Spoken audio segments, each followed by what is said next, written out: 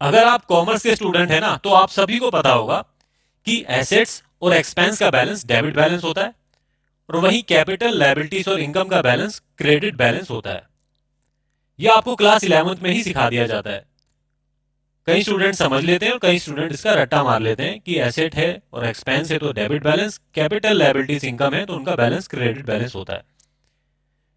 कई स्टूडेंट बोलते हैं कि सर एक बात बताइए, एक्सपेंस तो बिजनेस के द्वारा किए गए खर्चे होते हैं, उसका बैलेंस डेबिट बैलेंस, और एसेट होती है बिजनेस की संपत्ति, बिजनेस की प्रॉपर्टीज, उसका बैलेंस भी डेबिट बैलेंस।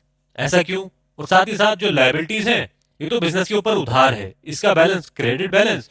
और जो बिजनेस ने इनकम करी है, जो बिजनेस की कमाई है, उसका बैलेंस भी क्रेडिट बैलेंस।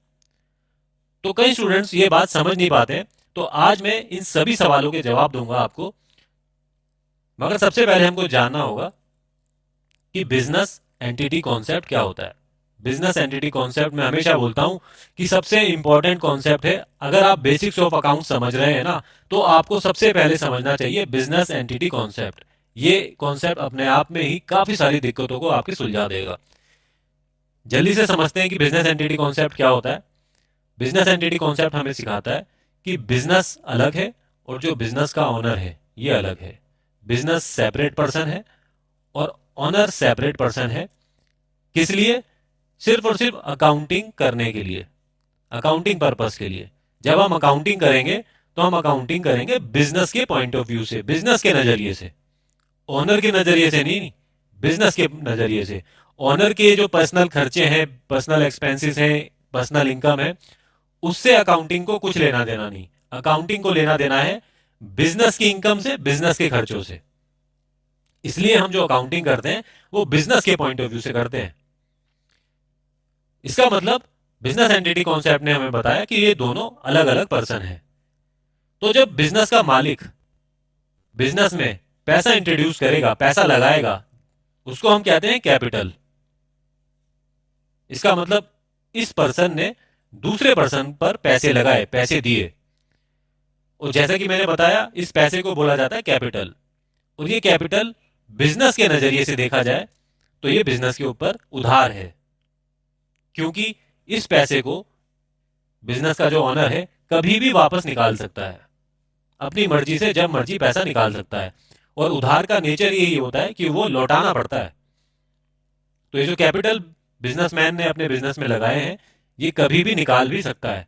ऐसा तो नहीं होगा कि ये बिजनेस इसको मना कर दे कि मैं पैसा नहीं दे रहा, क्योंकि ये बिजनेस का पैसा थोड़ी है, पैसा तो बिजनेस के मालिक का ही है। तो ये पैसा लगाता है तो ये निकाल भी सकता है। और उधार का भी यही नेचर होता है कि अगर आपको पैसा मिलता है तो आपको वो लौटाना भी पड़ता है। और जब जब ये बिजनेस का मालिक अपना पैसा निकालेगा बिजनेस से, तो उसको हम ड्राइंग्स कहते हैं। बस इस बात को आपको याद रखना है, ये जो कैपिटल लगाई जाती है अकाउंटिंग की नज़र में वो बिजनेस के ऊपर उधार होता है। ठीक है जी, अब आते हैं अपने मेन मुद्दे पर कि डेबिट बैलेंस जो मैंने लिखा है ये एक्सपेंस और एसेट का बैलेंस डेबिट बैलेंस क्यों होता है, ये हमें जानना है सबसे पहले। फिर बात करेंगे क्रेडिट बैलेंस की। सबसे पहले बात करते हैं कि एक्सपेंसेस होते क्या हैं। देखिए, एक्सपेंसेस बिजनेस के द्वारा किए गए वो खर्चे हैं जिनसे मिलने वाला जो बेनिफिट है ना, वो बिजनेस ऑलरेडी कंज्यूम कर चुका है। देखिए, कभी भी आप कोई खर्चा करते हैं तो आपको कुछ ना कुछ बेनिफिट मिलता है ना सामने से, तभी तो खर्चा होता है। आप किसी रेस्टोरेंट में खाना खाने गए, तभी तो आप पेमेंट करोगे, क्योंकि आपने खाना खा लिया, आपने सर्विस ले ली उनसे, आपने बेनिफिट ले लिए। तो अब आपके लिए वो क्या बन गया? एक एक्सपेंस बन गया, एक खर्चा बन गया। सिमिलरली बिजनेस को चलाने के लिए भी ना, बिजनेस को रेवेन्यू जनरेट करने के लिए कुछ खर्चे करने पड़ते हैं। अब खर्चे करे हैं तो इसका मतलब बिजनेस ने कुछ ना कुछ बेनिफिट लिए हैं, तभी तो खर्चा बना वो बिजनेस का। इसका एक एग्जांपल देता हूं मैं, सैलरी का। बिजनेस के लिए सैलरी क्या होती है? बिजनेस के लिए सैलरी होती है खर्चा, एक एक्सपेंस। क्यों होती है? इससे क्या बेनिफिट मिल रहा है बिजनेस को? इससे ये बेनिफिट मिलता है कि आपने पहले अपने एम्प्लॉय से काम करवाया, काम करवाया इसका मतलब आपने उनसे सर्विस ली।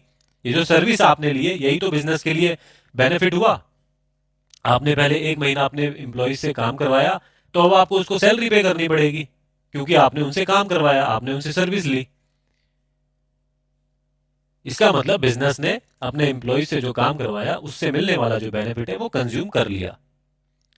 किसी भी एक्सपेंस का नाम ले लीजिए आप, अगर मैं रेंट का एग्जांपल लूँ, अगर आपने अपने ऑफिस लिया रेंट पर, जो बिजनेस का ऑफिस है वो रेंट पर लिया, आपने एक महीना उस ऑफिस को अच्छे से यूज करा, अब आपने यूज कर लिया तो अब आपको रेंट भी पे करना पड़ेगा ना, क्योंकि आपने बेनिफिट कंज्यूम कर लिया पूरा एक महीना आपने ऑफिस को यूज करके।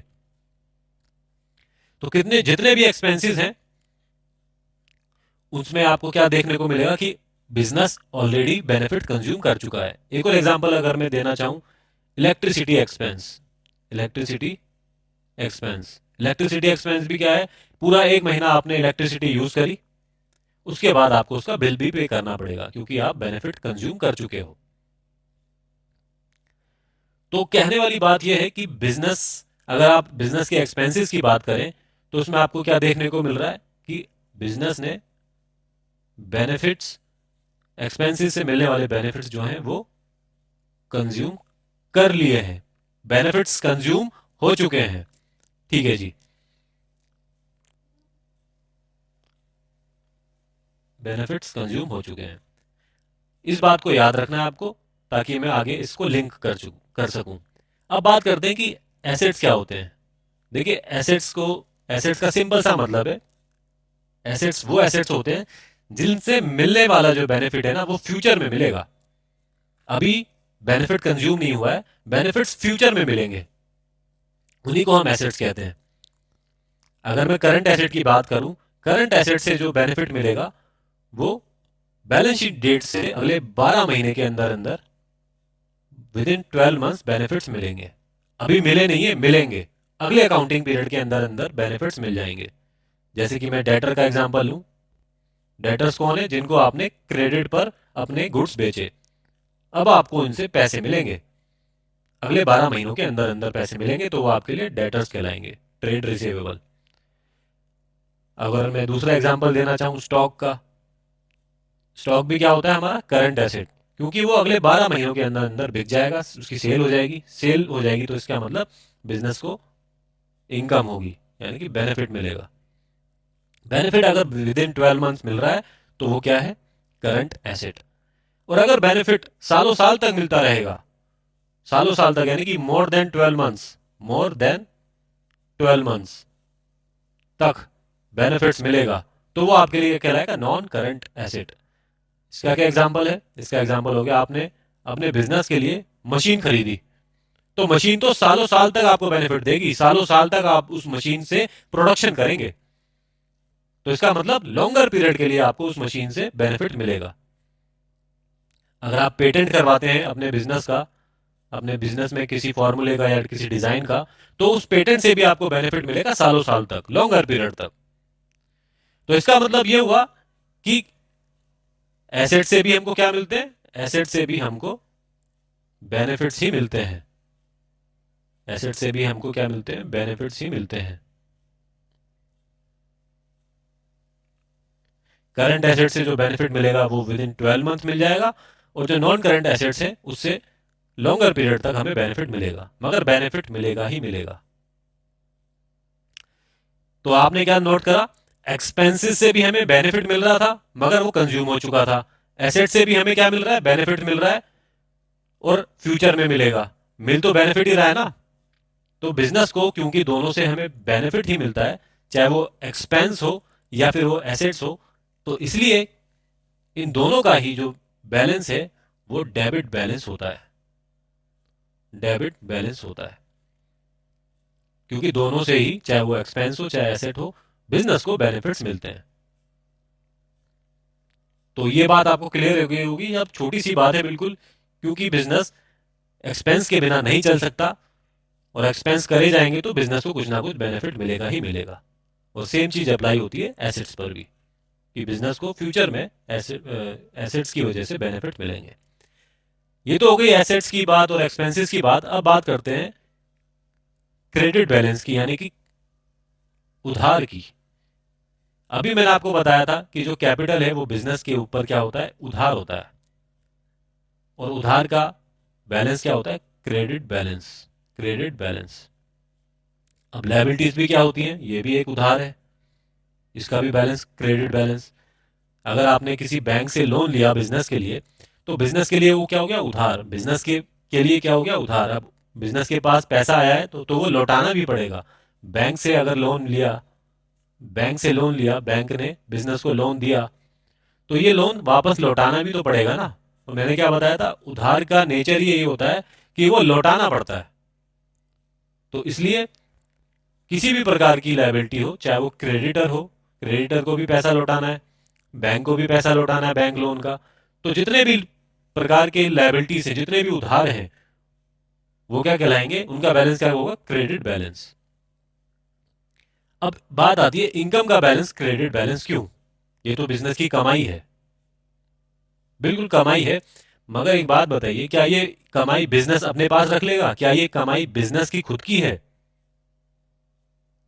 हम तो अकाउंटिंग करते हैं, अभी हमने क्या सीखा था कि हम अकाउंटिंग करते हैं बिजनेस के नजरिए से, बिजनेस के पॉइंट ऑफ व्यू से। ठीक है जी, बिजनेस अलग पर्सन है और जो बिजनेस का ओनर है वो अलग पर्सन है।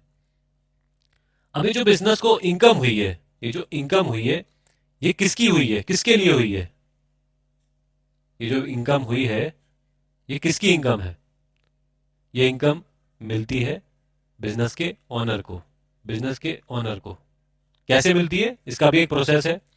बिजनेस को ओनर को ये इनकम कैसे दी जाएगी?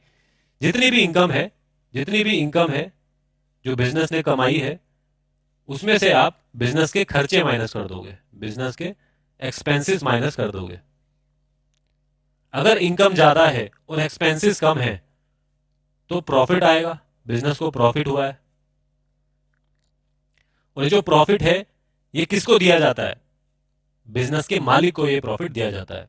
कोई भी बिजनेसमैन होगा, वो बिजनेस क्यों स्टार्ट करता है? वो इसलिए करता है ना, ताकि प्रॉफिट कमा सके। इतना बड़ा रिस्क लेता है वो बिजनेस चलाकर, तो जो भी प्रॉफिट होता है बिजनेस को, वो बिजनेसमैन को दिया जाता है।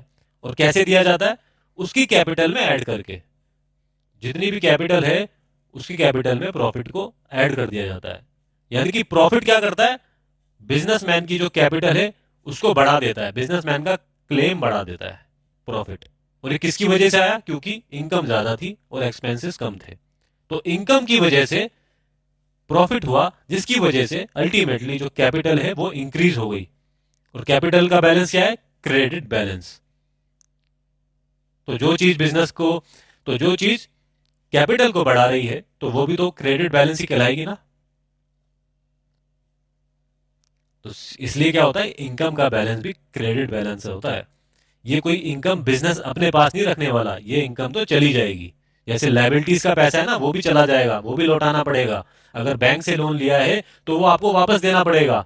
सिमिलरली अगर इनकम हुई है, इनकम की वजह से प्रॉफिट हुआ है, तो ये प्रॉफिट बिजनेस का थोड़ी हुआ है, ये तो दे दिया जाएगा किसको? कैपिटल, कैपिटल में ऐड करके जो बिजनेस का ओनर है उसको दे दिया जाएगा।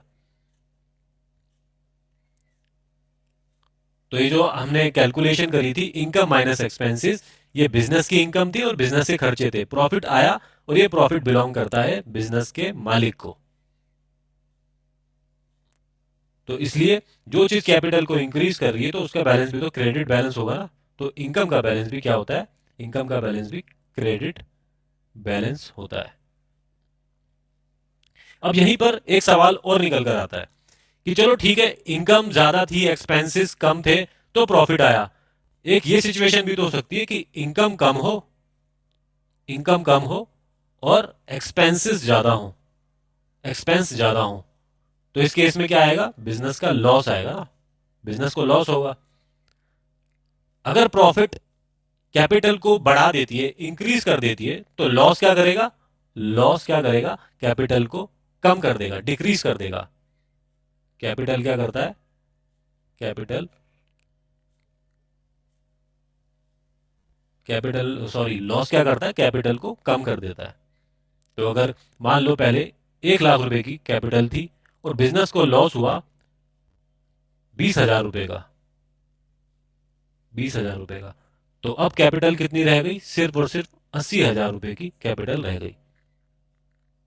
कैपिटल कम हो गई, पहले 1 लाख थी, अब 80,000 हो गई।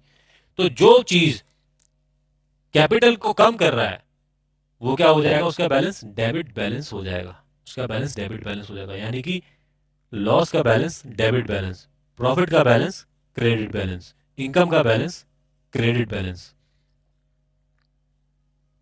क्योंकि चाहे वो इनकम हो या फिर प्रॉफिट हो, इसकी वजह से बिजनेसमैन की कैपिटल बढ़ रही है, और कैपिटल का बैलेंस क्रेडिट बैलेंस होता है, और जो चीज कैपिटल को बढ़ा रही है उसका बैलेंस भी क्रेडिट बैलेंस ही होगा, और जो चीज कैपिटल को कम कर रही है उसका बैलेंस उसका ऑपोजिट हो जाएगा, यानी कि डेबिट बैलेंस हो जाएगा। तो अगर मैं यहां पर ऐड करना चाहूं डेबिट बैलेंस में लॉस का बैलेंस डेबिट बैलेंस होगा। तो आई होप आपको अब समझ में आ गया होगा कि आखिर क्यों एसेट, एक्सपेंस और लॉस का balance debit balance, capital, liabilities और इनकम का बैलेंस क्रेडिट बैलेंस क्यों होता है। मिलते हैं नेक्स्ट क्लास में।